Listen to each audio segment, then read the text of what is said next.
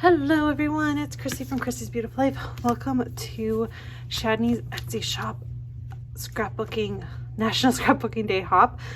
We're calling this Sharing the Love, and I'm really excited to do this one. Shadnee has created a fabulous sketch for us to play with today, and so we're all working with the same sketch, everyone that's part of the design team.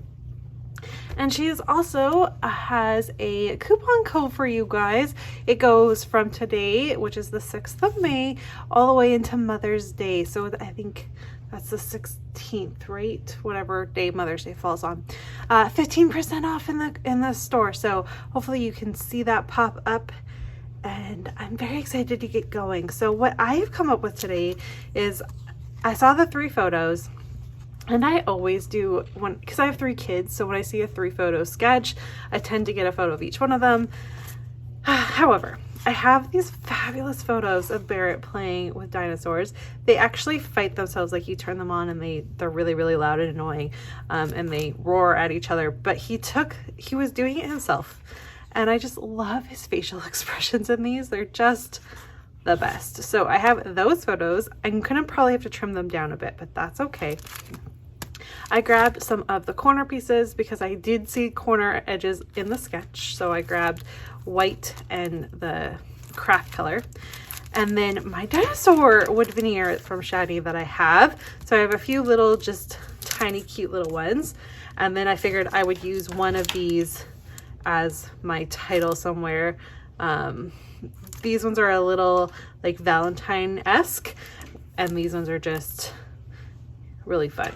Like warsome. That might be my title, is warsome. I don't know, but I love them. So that is my plan. I grabbed this piece of pattern paper, and I think when I look at the sketch, I see the, the outlining, and we'll do the corner pieces, but I thought I could fussy cut around this edge. So I'm not exactly sure. I might just fussy cut the green and go around like this and leave the rest of it for something else. I would like to use this middle piece for something else. So I think that's where I'm going to start. Links are going to be down below for everyone participating. And don't forget to check out that coupon code. To start, I should rephrase the fact that you don't actually need a coupon code for the sale happening in the shop. Sorry about that. You just have to go and shop. You get your percentage off. So go check that out. Now, how am I going to follow this really fun sketch? I found this piece of pattern paper. I've been kind of hoarding it because it's so pretty and I didn't want to use it. I looked at the sketch and was like, if I fussy cut this out, it's going to look kind of like the outside of the sketch. So that's kind of what I went with. We talked about that in the opening. So I took the time to fussy cut it out. It wasn't too bad. It was pretty easy to cut along that green line, so that worked well. I then pull into the Kid at Heart collection and pull the gingham and checker, I don't know what you want to call that, whatever, the redder color and the lighter red color, salmon color.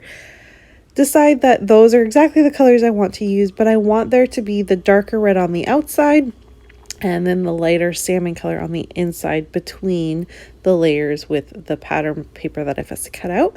I did add some fun foam to that so it stands up a bit. And of course, because I want to highlight those corner pieces that you see in the sketch, I'm grabbing my white ones to do that.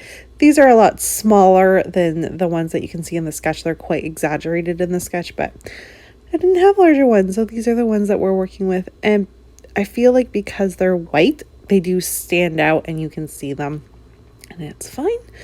I was not going to gut this gingham paper just to add the red, so I trimmed it to what I knew would be okay to add the other piece on top without it overlapping. I just placed it right onto my base background there. Yeah, I wasn't dealing with matching things up like that. That was going to be way too complicated. This was a great option. I didn't need the other piece for a border. I do normally gut things for borders.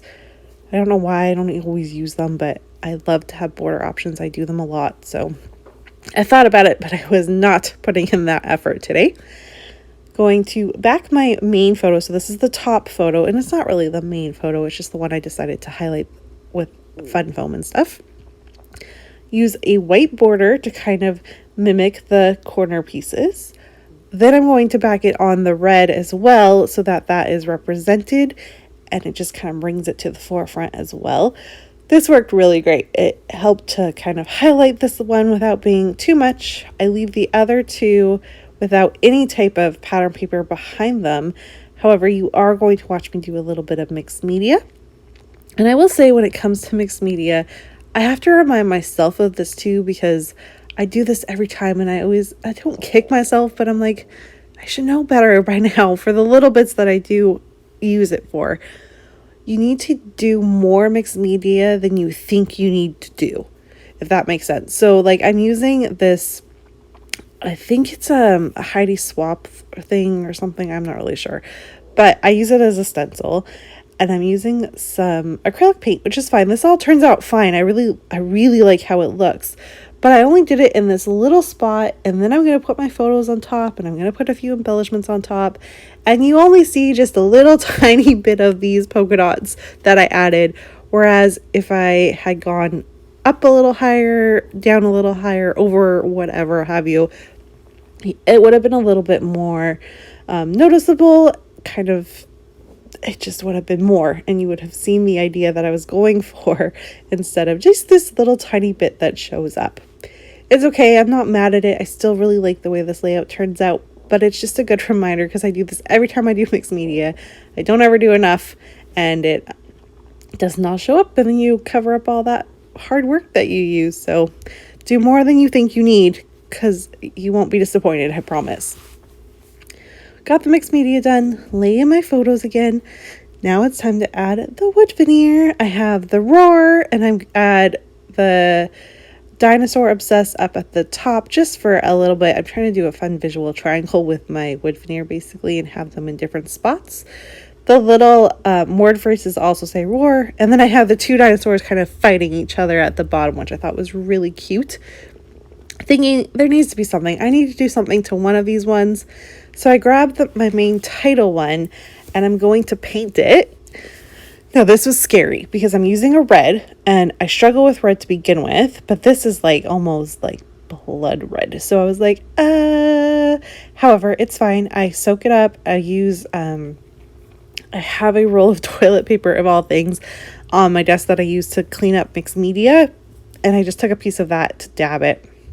It worked, it soaked it up a bit, and then as it dried, it absorbed again as well. So it turned into this really pretty color instead of what I was afraid it was going to be. I also then did just a little layer of that acrylic paint on top of it, and it turned it just a little bit darker than kind of the salmon color. Well, I guess it's even darker than that, but it's really pretty. So I was happy with how that turned out. It was a risk because once you paint that, you can't return it. But I'm happy with it. I'm going to add in a few embellishments, including a label. I saw that in the sketch and definitely wanted to highlight that. And pretty much that wraps up this layout. I don't do a whole lot more. It didn't need a whole lot more. The photos and the wood veneer really kind of speak to what this is about. And I just love these photos so much. So I didn't want to take away from them because he's so cute, and you can hear him saying roar when you look at these pictures, which I just love so much. All right, here's a close-up of what this layout looks like all done. Thank you so much for spending some time with me today. Make sure you check out the links below so you can see what everyone else from the design team has done with this sketch, and head on over to Shadnee's Etsy shop to get your goodies. Happy National Scrapbooking Day. Have fun creating and all the challenges that are out there. And I hope you have a fabulous day. Just a few close-ups of my layout coming up here. And I think that's about it. This is taking longer than I expected it to. All right, there you go. Have a great day, everyone. Bye.